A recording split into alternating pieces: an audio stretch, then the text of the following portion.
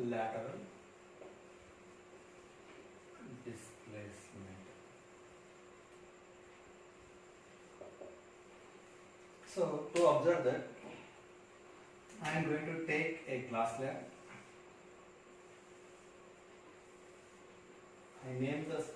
I name the glass slab as A, B, C, D. To observe the lateral shift or lateral displacement, I took a glass slab having the thickness D. Clear? This is the thickness of the glass slab. Is it clear, children? Now I had taken a monochromatic light source. Monochromatic light source. Don't get confused, children. Monochromatic light source is nothing but, we know a white color light consisting of 7 colors. Clear? A monochromatic light source is consisting of a fixed frequency, nothing but if from the monochromatic light source we will get a fixed color. Is it clear? Understood? From the monochromatic light source we are going to be getting a fixed color, nothing but a single color we are going to be getting. Clear? So to observe the lateral shift or lateral displacement, I took a source of monochromatic light source. Now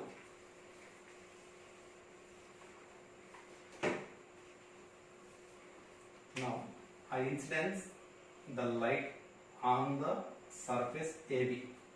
Clear? Let us name the incident ray as P and Q is the point of incidence. Now you will get the normal. Let us name that normal as N1 and N1 dash. And you know the angle between the incident ray and normal is called angle of incidence. Now this medium is air and this medium is glass. So air is acting like the rarer medium here, glass is acting like the denser medium. So now the light ray is traveling from air to glass, so the light ray will bend towards the normal. And one more thing, children, you should now, in order to observe the lateral shift consequence, I am going to take the incident ray in the same direction. Here, this is the actual path of the incident ray, but due to the change of media, the light ray is entering into the glass. Since it is the denser medium when compared with the air, so the light ray will bend towards the normal, and this is the angle of refraction. And let us name that the refracted ray as QR. Is it clear? Again, at this surface, nothing but CD surface, this is acting, nothing but QR light ray is acting like the incident ray. Now the light ray is trying the surface of CD by means of, since it is the refracting surface, so the light ray will be again entered into the air medium. Is it clear? Now again here I am going to be take the normal. The normal name is N2 and N2 dash. Clear? And at this condition, if at all you observe this angle N1 QR, which will be is equal to QR N2 dash. Why? Because see, you have the condition like this.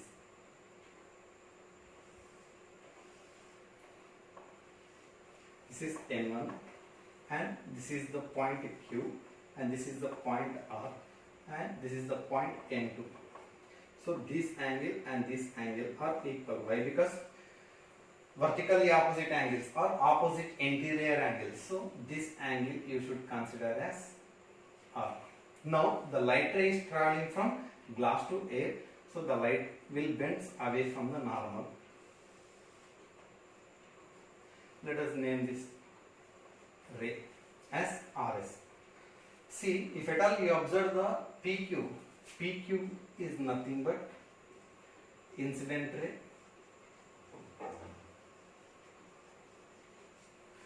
coming to the QR is nothing but refracted ray. Again, after successive refraction, the light ray which entered into the air, nothing but here the incident ray is present in air After the successive refraction, here once and twice you got the refraction. After successive refraction, again the light ray is entered into the same medium. So that ray, nothing but RS, is called emergent ray. Should remember this. The ray which comes into the same medium after successive refractions, that is called emergent ray. Now the angle between the normal and the emergent ray I will consider as E. E is nothing but angle of emergent. Now I is nothing but angle of incidence. Angle of incidence. Next, R is nothing but angle of refraction. Coming to the E, angle of emergent. See, clear? Angle of emergent. If at all you observe the distance between the path of the incident ray and the emergent ray. See, here I calculated the distance, and here also I calculated the distance. If at all you observe these two distances are same, nothing but from this we concluded that the emergent ray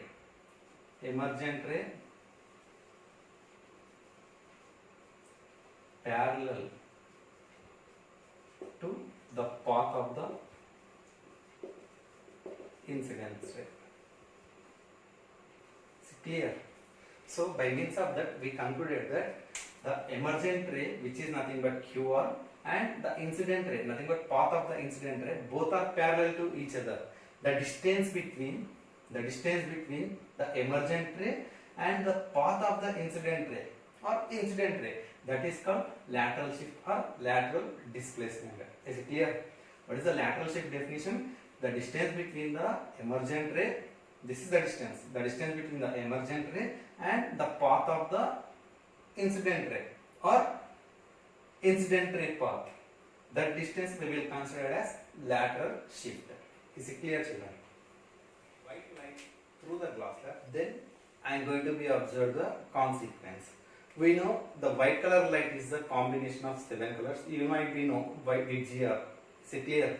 Now, whenever the white light is passed through the prism or glass slab, you will observe the dispersion concept. Dispersion is nothing but splitting of white color light into consequent 7 colors. Is it clear? Dispersion is nothing but splitting of white color light into 7 colors. That is called dispersion. Is it clear?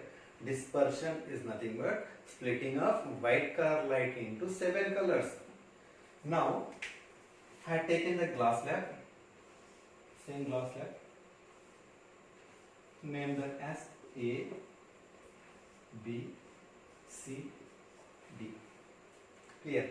Now, here I took the monochromatic light source. Instead of taking the monochromatic light source, here I am going to be taking a white light source.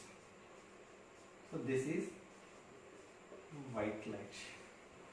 Here, and as usual, here you will get this is the incident ray path without deviation or undeviated incident ray path. Now this point is acting like the point of incidence. Let us name that as P, Q as the incident ray, P, Q is the incident ray, and Q is the point of incidence. Let us consider N1 and N1 dash as the normal. See, whenever the white light is passed through the glass slab, nothing but it is entering from air to glass. So when it is moving from air to glass, is it clear? When it is moving from air to glass, it will be split into 7 consequent colors. Those 7 consequent colors are VGR. Since violet color have wavelength, minimum wavelength, and red color of light have maximum wavelength. Coming to the violet, around 490 nanometers is the wavelength of the violet color light. Coming to the red color light, 700 nanometer is the wavelength of the red color light. Is it clear? Means red color will cover more path and violet color will cover less path. Why? Because we know the Fermat principle. Fermat principle is nothing but light always choose least distance path to travel. So the minimum color will bend further towards the normal. Coming to the red color, it will not bend that much. So whenever the light is passed through the glass slab, it will be split into 7 colors. Clear. And coming to the red color, you will get the color of light like this. Again, at last you will get the emergence as it is. Coming to the violet color, you will get the violet color like this. Since I represented violet color with the black color, coming to the red, I represented red only. If at all you compare the lateral displacement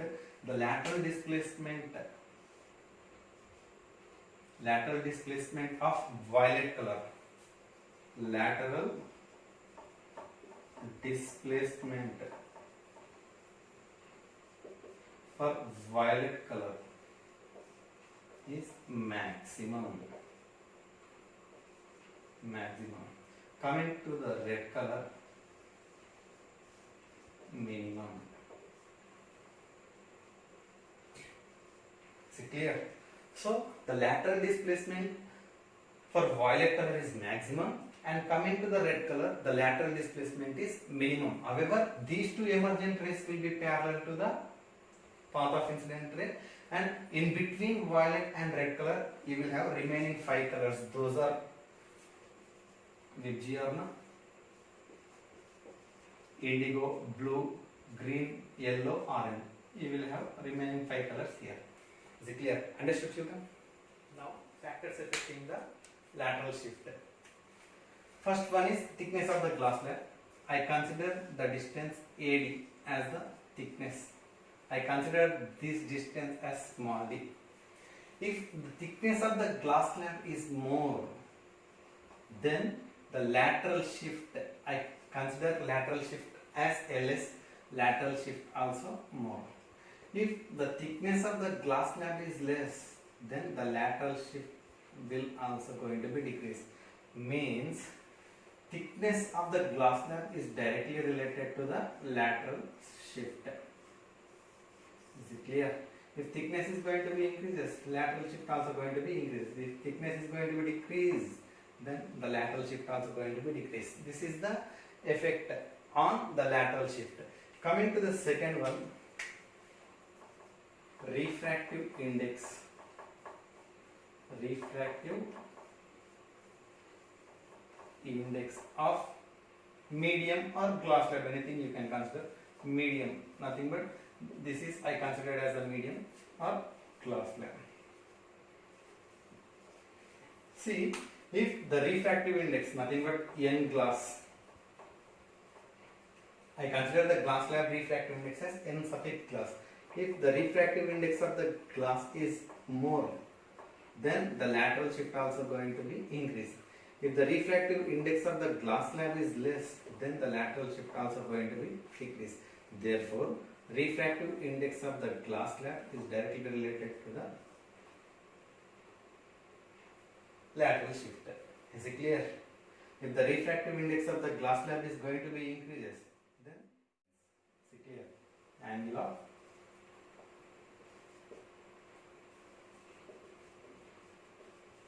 incidence.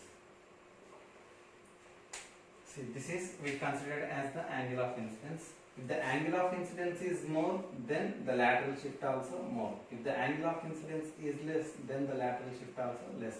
Therefore, if the angle of incidence is more, then the lateral shift also more. Or if the angle of incidence is less, then the lateral shift also less.